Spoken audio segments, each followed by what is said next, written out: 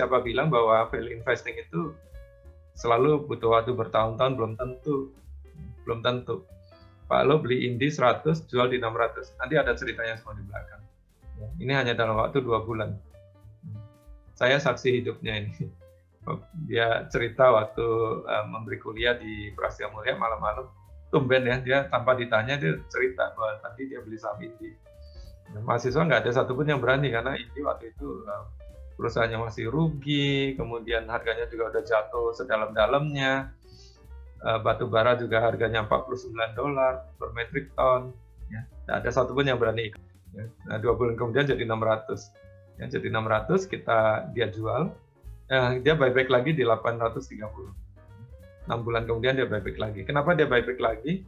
Ya karena dia melihat bahwa Indi ini punya perkembangan yang sangat bagus waktu itu ya.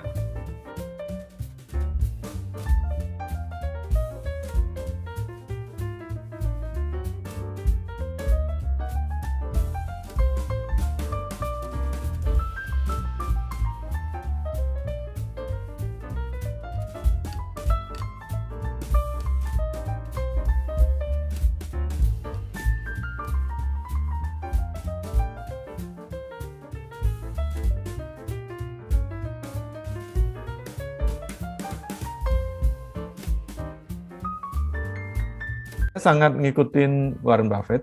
Ya. Jadi Lo Keng Hong is Warren Buffett. Tidur dan do nothing itu better than aktif. Ya. Ya. Dia ingin cuan besar, tapi sebenarnya dia nggak serakah loh, Bapak Ibu. Ya. Dalam beberapa hal saya perhatikan tuh Pak Lo nggak mau masuk, nggak mau ngejar harga yang udah naik. Ya memang ada plus minusnya ya.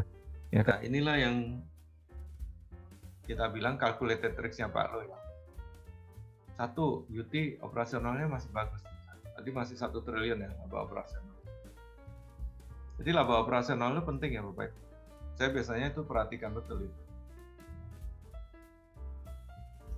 Utang bisa di reschedule. Karena utangnya ke Jepang. Pak Lo cek kreditornya siapa? Oh Jepang. Jepang tahu, kreditor ini tahu bahwa perusahaan ini adalah perusahaan yang bagus. Dia tahu manajemennya Astra seperti apa. Kalau krisis berlalu, Pak Lo yakin UT bisa pulih. Nah, ini nih adalah masalah prospek.